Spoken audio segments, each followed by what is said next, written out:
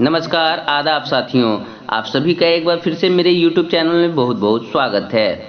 आज के इस वीडियो में शिक्षा विभाग से संबंधित आज की महत्वपूर्ण खबरों को हम जानेंगे। उससे पहले अगर आपने मेरे चैनल सरकारी स्कूल एक पहल को अभी तक सब्सक्राइब नहीं किया है तो सब्सक्राइब जरूर करें।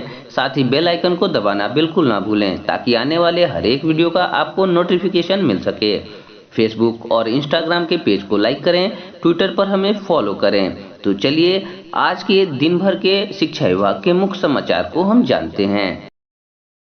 पंचायत चुनाव में महिला शिक्षक भी बजाएंगी ड्यूटी बजाने के लिए महिला शिक्षकों को ट्रेनिंग शुरू कर दी गई है।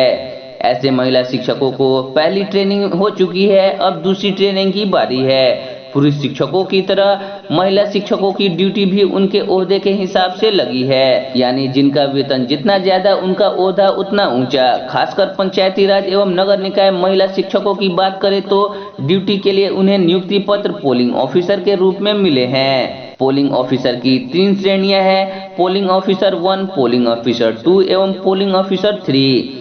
ओहदे के अनुसार उन्हीं श्रेणियों में पोलिंग ऑफिसर के रूप में पंचायती राज एवं नगर निकाय महिला शिक्षक ड्यूटी बजाएंगी। आपको याद दिला दूं कि पंचायत चुनाव का पहला चरण 24 सितंबर, दूसरा चरण 29 सितंबर, तीसरा चरण 8 अक्टूबर, चौथा चरण 20 अक्टूबर, पांचवा चरण 24 अक्टूबर को, छठा चरण 3 नवंबर, सातवां चरण 15 नवंबर, आठवां चरण 24 नवंबर, नौवां चरण 29 नवंबर, 10वां चरण 8 दिसंबर को एवं 11वां चरण 12 दिसंबर को है। उच्च शिक्षा में बढ़ेगा जीईआर, सकल नामांकन अनुपात 14.5 से 50% पर लाने का लक्ष्य। राज्य में उच्च शिक्षा में सकल नामांकन अनुपात बढ़ेगा। प्रदेश में वर्तमान में उच्च शिक्षा में सकल नामांकन अनुपात 14.5% है, लेकिन नई राष्ट्रीय शिक्षा नीति के तहत उच्च शिक्षा में सकल नामांकन अनुपात बढ़ाकर 50% किया जाना है। इसके लिए राज्य सरकार के शिक्षा विभाग द्वारा विभिन्न योजनाओं के जरिए प्रयास शुरू कर दिए गए हैं। इसके तहत जहां अनुमंडल स्तर पर डिग्री कॉलेज खोले गए हैं, वहीं हर जिले में पीजी की पढ़ाई शुरू करने की शिक्षा मंत्री विजय कुमार चौधरी की घोषणा पर शिक्षा विभाग ने अमल शुरू कर दिया है। फिलहाल 10 और जिलों में पीजी की पढ़ाई शुरू हो रही है। इनमें सुपौल, गोपालगंज, कैमूर, किशनगंज, लखीसराय, जमुई, अरवल, बांका, नवादा एवं शिवहर शामिल हैं। सुपौल में बीएसएस कॉलेज एवं जमुई के केकेएम कॉलेज में पीजी की पढ़ाई शुरू करने की स्वीकृति प्रदान करने की कार्रवाई पूरी हो चुकी है। आपको बता दूं कि मुख्यमंत्री नीतीश कुमार द्वारा भी उच्च शिक्षा के विस्तार एवं सुधार के लिए सकल नामांकन अनुपात को बढ़ाने पर जोर दिया जा रहा है। इसके मद्देनजर शिक्षा विभाग का निर्णय है कि जिन जिलों में किसी भी महाविद्यालय में पीजी की पढ़ाई नहीं हो रही है, उन जगहों पर प्रस्ताव प्राप्त होने पर विभाग प्राथमिकता के आधार पर इसकी स्वीकृति प्रदान करेगा। हालांकि राज्य में उच्च शिक्षा के सकल नामांकन अनुपात काफी कम था। प्रारंभिक कक्षाओं में पोशाक योजना लागू होने के बाद मिडिल स्कूलों में छात्राओं की संख्या अप्रत्याशित रूप से बढ़ी। मिडिल स्कूल में पढ़ाई पूरी करने के बाद छात्राएं हाई स्कूल में पहुंचने लगीं। छात्राओं के हाई स्कूल तक पहुंचने में साइकिल योजना का बड़ा हाथ रहा। इसमें 9वीं से 12वीं कक्षा के छात्राओं के लिए लागू पोशाक योजना ने भी साथ दिया। माध्यमिक शिक्षा में छात्राओं का दाखिला बढ़ने के बाद राज्य सरकार ने हर पंचायत में एक +2 स्कूल देने की योजना बनाई। इसके तहत माध्यमिक विद्यालय विहीन हर पंचायत में +2 स्कूल खुल चुके हैं। +2 के बाद ही पढ़ाई के लिए अंगीभूत कॉलेज विहीन अनुमंडलों में डिग्री कॉलेज खोले गए। नतीजतन उच्च शिक्षा में सकल नामांकन अनुपात बढ़ा। बहरहाल उच्च शिक्षा में सकल नामांकन अनुपात का ग्राफ बढ़ रहा है।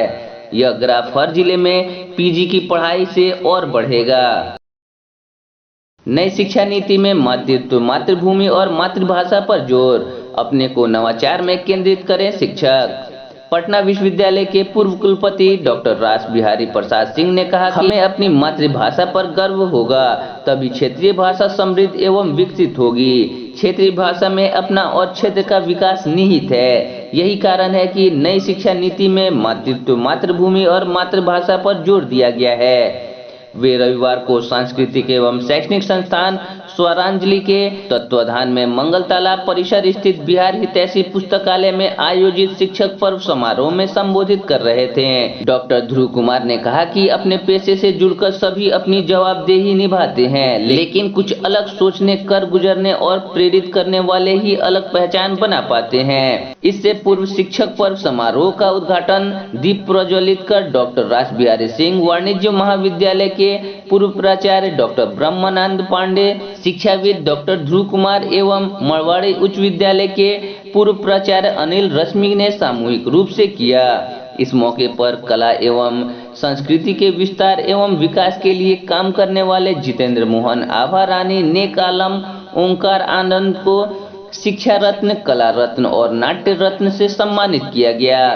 अध्यक्षता करते हुए डॉक्टर BN पांडे ने कहा कि लक्ष्य से बड़ा उद्देश्य होता है। लक्ष्य की पूर्ति में सफलता मिलती है, लेकिन उद्देश्य की पूर्ति से देश, समाज और परिवार का सर्वांगीण विकास होता है। अनिल रश्मि ने माँ, पिता, गुरुजी और बुजुर्गों का सम्मान करने का आह्वान नई पीढ़ी से किया।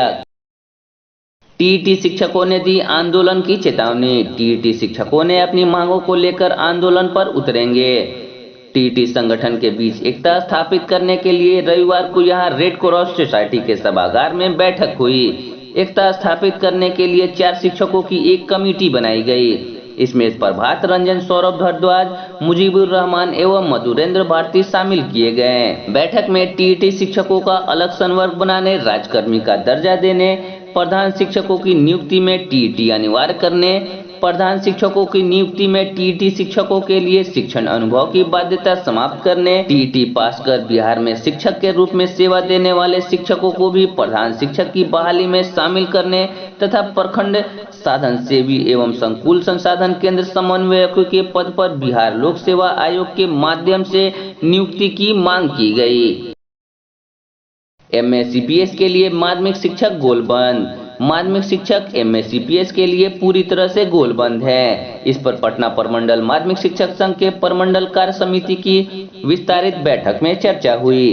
बैठक का आयोजन बिहार माध्यमिक शिक्षक संघ के सभागार में रविवार को किया गया। इसकी अध्यक्षता बिहार माध्यमिक शिक्षक संघ के उपाध्यक्ष रघुवन प्रसाद सिंह ने की। संचालन प्रमंडल माध्यमिक शिक्षक संघ के सचिव चंद्रकिशोर कुमार ने किया। बैठक में शिक्षकों के MAPCS का लाभ मिलने पर विस्तार से चर्चा की गई। बैठक को संबोधित करते हुए बिहार माध्यमिक शिक्षक संघ के शैक्षणिक परिषद के सचिव शशि भूषण ने कहा कि MACPS की लड़ाई अंतिम चरण में है। हर हाल में हम इसे लेकर रहेंगे। पेशा कर जमा करने को नहीं लगाना पड़ेगा बैंक का चक्कर। जिले के करीब 13,000 नियोजित शिक्षकों को पेशा कर जमा करने के लिए अब बैंक का चक्कर नहीं लगाना पड़ेगा, क्योंकि जिला कार्यक्रम पदाधिकारी स्थापना ने सभी प्रखंड शिक्षा पदाधिकारियों एवं सभी प्रधानाध्यापक व चिन्हित मध्य विद्यालय के प्रधानाध्यापकों को पत्र के माध्यम से निर्देश दिया है कि जिले में कार्यरत सभी प्रकार के नियमित एवं नियोजित शिक्षकों के पेशा कर की कटौती उनके सितंबर माह के वेतन में समाहित कर वेतन पत्र उपलब्ध कराएं। प्राथमिक शिक्षक संघ के कार्यकारी जिला अध्यक्ष ने दावा किया है कि उनके प्रयास से ही DPO ने पत्र जारी किया है। मालूम हो कि पूर्व में पेशा कर के दायरे में आने वाले शिक्षकों को चालान के माध्यम से व्यक्तिगत रूप से प्रत्येक शिक्षक को अपना टैक्स भारतीय स्टेट बैंक के मुख्य शाखा छपरा में जमा करना पड़ता था। बैंक में लाइन लगानी पड़ती थी। पेशा कर वैसे नियोजित शिक्षकों को देना है जिनकी वार्षिक वेतन 3 लाख से अधिक है। प्रत्येक वर्ष सितंबर माह में पेशा कर की राशि जमा करना अनिवार्य है, अन्यथा वेतन भी बाधित हो सकती है। CTET के लिए आवेदन आज से। CBSE की ओर से CTET 2021 बदले पैटर्न पर 16 दिसंबर से 13 जनवरी 2022 तक आयोजित किए जाएंगे। इसके लिए ऑनलाइन आवेदन की प्रक्रिया 20 सितंबर से शुरू हो रही है। आवेदन की अंतिम तिथि 19 अक्टूबर रात के 11:59 पर है। उम्मीदवार आवेदन शुल्क 20 अक्टूबर दोपहर 3:30 तक जमा कर सकते हैं। पेपर 1 के लिए आवेदन करने वाले जनरल और OBC उम्मीदवारों को 1000 और दोनों पेपर के लिए 1200 रुपए आवेदन शुल्क जमा करना होगा, जबकि SC, ST, PWD उम्मीदवारों के लिए पेपर 1 के लिए आवेदन शुल्क 500 रुपए एवं दोनों पेपरों के लिए 600 रुपए है। 24 सितंबर तक भरे जाएंगे मैट्रिक व इंटर के परीक्षा फॉर्म। बिहार बोर्ड ने मैट्रिक व इंटर की परीक्षा फॉर्म भरने की तिथि का विस्तार कर दिया है। स्कूल के प्राचार्य को निर्देश दिया गया है कि विलंब शुल्क के साथ 24 सितंबर तक मैट्रिक व इंटर का परीक्षा फॉर्म भरें। साथ ही बोर्ड ने इस बात को भी निर्देश दिया है कि यदि किसी विद्यार्थी के मूल पंजीयन कार्ड में किसी प्रकार का सुधार की जरूरत है तो स्कूल कॉलेज के प्राचार्य ऑनलाइन सुधार कर सकते हैं। जिस विद्यार्थी के पंजीयन कार्ड में सुधार की जरूरत है तो उसमें सुधार के बाद ही परीक्षा फॉर्म भरा जाए। 21 तक होगा इंटर में नामांकन। बिहार बोर्ड ने इंटर में नामांकन के लिए भी तिथि बढ़ा दी है। बोर्ड द्वारा जारी इंटर की दूसरी मेगा सूची के आधार पर 21 सितंबर तक इंटर में नामांकन लिया जा सकता है। पहले इसके लिए 17 तक तिथि निर्धारित की गई थी। अभी तक राज्य के विभिन्न इंटर स्कूल कॉलेजों में लगभग 50% सीटों पर ही नामांकन हो पाया है। शिक्षण संस्थानों में पिछले दरवाजे से प्रवेश बंद हो।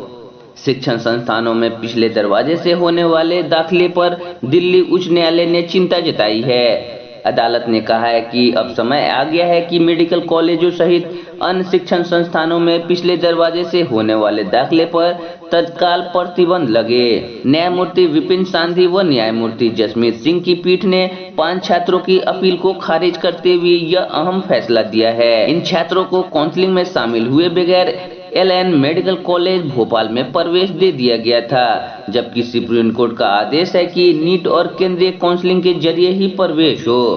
पीठ ने कहा कि देश में लाखों छात्र योग्यता के आधार पर दाखिले के लिए कहीं मेहनत करते हैं। ऐसे में दाखिले पर रोक नहीं लगाई गई तो कड़ी मेहनत करने वाले अधिक योग्य लाखों छात्र वंचित रह जाएंगे, जो कि अनुचित है।